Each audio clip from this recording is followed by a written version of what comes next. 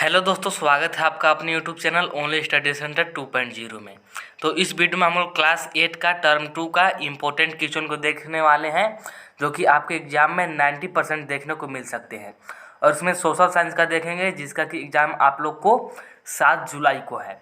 तो चलिए वीडियो को स्टार्ट करते हैं। और वीडियो को स्टार्ट करने से पहले हमारे चैनल पर नया हो तो चैनल को सब्सक्राइब कर लीजिएगा, ताकि आपको एग्जाम तक सोल्यूशन मिलता रहे। आपको एग्जाम तक रेगुलर सोल्यूशन मिलता रहेगा। और आपको किसका सोल्यूशन चाहिए आप लोग कमेंट भी करिएगा, ताकि पता चल सके कि आप लोग को कौन से सब्जेक्ट का सोल्यूशन चाहिए। तो चलिए वीडियो को स्टार्ट करते हैं। और वीडियो को ज़्यादा से ज़्यादा शेयर कर दीजिएगा, ताकि सभी को सोल्यूशन मिल सके। देख सकते हैं आप लोग, ये सोशल साइंस का है और सेक्शन ए। यहाँ पर आप लोग को सेक्शन ए से स्टार्ट होता है। पहला क्वेश्चन, पुर्तगाली भारत में सबसे पहले कहाँ पहुँचे?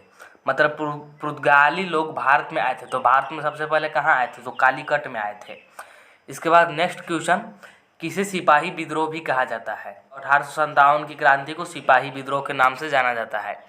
इसके बाद नेक्स्ट क्वेश्चन, कि सती प्रथा को दूर करने का श्रेय किसे मिला?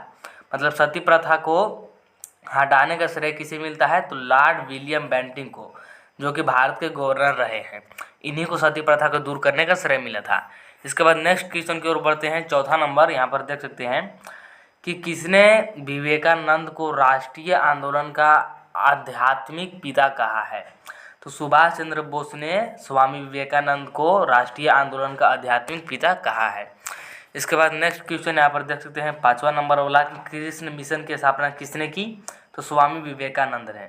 इसके बाद अगला नंबर क्वेश्चन देख सकते हैं कि काला सोना किसे कहते हैं? पेट्रोलियम और उसके उत्पादों को काला सोना या तरल सोना कहते हैं, क्योंकि यह काफ़ी उपयोगी एवं मूल्यवान होते हैं। इसके बाद आगे बढ़ते हैं। तो आगे है आप लोग का 7 नंबर वाला क्वेश्चन। यहाँ पर देख सकते हैं, आर्थिक क्रियाएं कितने प्रकार के होते हैं? उदाहरण सहित बताएं। तो आर्थिक क्रियाएं 3 प्रकार की होती है। कौन कौन से? प्राथमिक क्रिया, द्वितीयक क्रिया और तृतीयक आर्थिक क्रिया।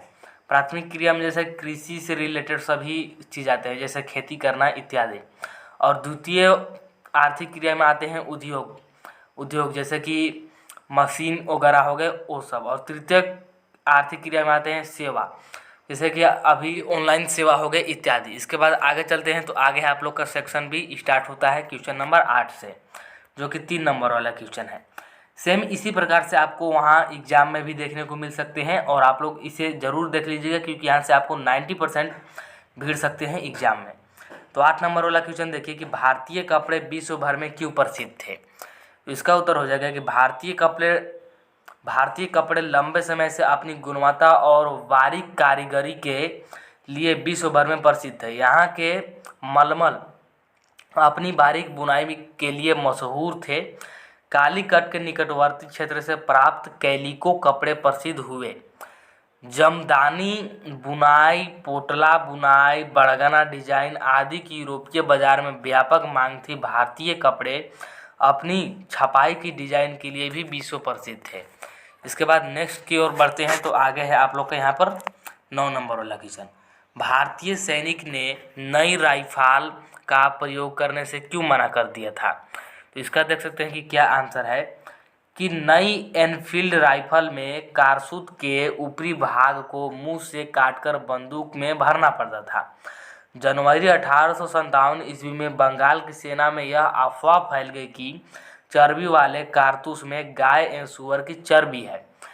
अब यहाँ पर मुंह से काटना पड़ता था, और ऐसा अफवाह फैला दिया गया कि जो ऊपर का है उसमें चर्बी है गाय और सूअर का। इससे जो हिंदू वाले थे उनका गाय के चर्बी से जो उनका धर्म था वो विध्वंस हो रहा था, और जो मुसलमान थे सूअर के चर्बी से उन लोग का विध्वंस हो रहा था। तो इसके बाद आगे बढ़ते हैं। तो आगे देख सकते हैं कि जो हिंदू तथा मुसलमान दोनों की धार्मिक आस्था पर चोट थी, इस वजह से भारतीय सैनिक की नई राइफल का प्रयोग करने से मना किया था। इसके बाद आगे है आप लोग का 10 नंबर वाला क्वेश्चन, बहुउद्देशीय परियोजना के क्या लाभ है? बहुउद्देशीय परियोजना के निम्नलिखित लाभ है क्या क्या? यहाँ पर देख सकते हैं कि पॉइंट वाइज लिखा गया है, आप लोग इसी प्रकार लिखिएगा। पहला है बाढ़ नियंत्रण, मतलब जो भी पानी इधर उधर बह करके बाढ़ आने की संभावना है वो बहुउद्देशीय परियोजना में जाएगा तो बाढ़ पर नियंत्रण होगा। फिर है सिंचाई के लिए जल आपूर्ति, फिर है विद्युत उत्पादन, और इसके बाद नेक्स्ट है कि पेयजल की उपलब्धि, फिर है मछली पालन और मृदा अपरदन की रोकथाम। इससे मृदा अपरदन भी नहीं होगा, यानी मिट्टी का कटाव भी नहीं होगा। इसके बाद आगे देख सकते हैं कि बाल विवाह अधिनियम 2006 में क्या प्रावधान है। बाल विवाह अधिनियम 2006 में निम्न प्रावधान किए गए हैं। बाल विवाह उसे कहते हैं जब लड़के एवं लड़की का विवाह क्रमशः 21 एवं 18 वर्ष से कम उम्र में कर दिया जाता है। मतलब लड़के का उम्र 21 वर्ष से कम हो और लड़की का उम्र 18 वर्ष से कम हो तो इसे हम लोग बाल विवाह कहते हैं, अगर इससे पहले शादी हो जाए तो यही है कहते हैं। इसके बाद आगे देख सकते हैं ख में, अगर कोई व्यक्ति जिसकी उम्र 21 वर्ष से कम है और वह किसी 18 वर्ष से कम उम्र की लड़की से शादी करता है तो उसे कानूनन में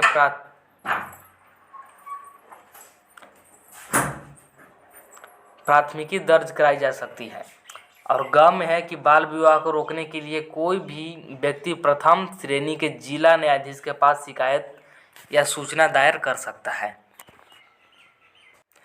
फिर है कि जीवाश्म ईंधन क्या है, तो यहाँ पर देख सकते हैं इसका उत्तर कि जैविक तत्व के अपघटन वह कायांतरण से उत्पन्न या भूगर्भ में बनने वाले ईंधन जो जीवाश्म ईंधन कहते हैं। पौधों और जानवरों के अवशेष लाखों वर्ष तक भूगर्भ में दबे रहकर ताप एवं दाब के कारण परिवर्तित होकर जीवाश्म बनते हैं। कोयला, पेट्रोलियम और प्राकृतिक गैस जीवाश्म ईंधन के उदाहरण है। इसके बाद आगे है 13 नंबर वाला क्वेश्चन कि कृषि से आप क्या समझते हैं। कृषि का अर्थ क्या होता है। कृषि शब्द अंग्रेजी के एग्रीकल्चर का पर्याय है जिसका शाब्दिक अर्थ है भूमि या खेत में कार्य कर कुछ उपजाना। बीज, उर्वरक, मशीन, श्रमिक आदि इसके निवेश हैं। जुताई, बुआई, सिंचाई, निराई, कटाई आदि इसकी प्रमुख क्रियाएं हैं। फसल इसके निर्गत या उत्पादन है। इसके बाद है आप लोग का यहाँ पर देख सकते हैं 14 नंबर वाला, लक्ष्मीबाई अंग्रेजों के विरुद्ध क्यों लड़ी। तो लॉर्ड डलहौजी ने हड़प नीति के तहत गोद लेने की प्रथा को अवैध घोषित कर दिया। झांसी की रानी लक्ष्मीबाई के दत्तक पुत्र को अंग्रेजों ने राजा मानने से इनकार कर दिया और झांसी को ब्रिटिश राज्य में मिला लिया। अतः लक्ष्मीबाई ने अंग्रेजों के विरुद्ध लड़ाई की। मतलब उनका जो पुत्र था उन्हें भी इन्होंने राजा मानने से इनकार कर दिया, इसीलिए लक्ष्मीबाई ने अंग्रेजों के विरुद्ध लड़ाई लड़ी। तो यही था क्लास 8 के स्टूडेंट के लिए इंपॉर्टेंट क्वेश्चन जो कि आपको 7 जुलाई को देखने को मिल सकते हैं। तो ऐसी ही वीडियो के लिए चैनल को सब्सक्राइब जरूर कीजिएगा, आपको इसी प्रकार से सोल्यूशन मिलता रहेगा।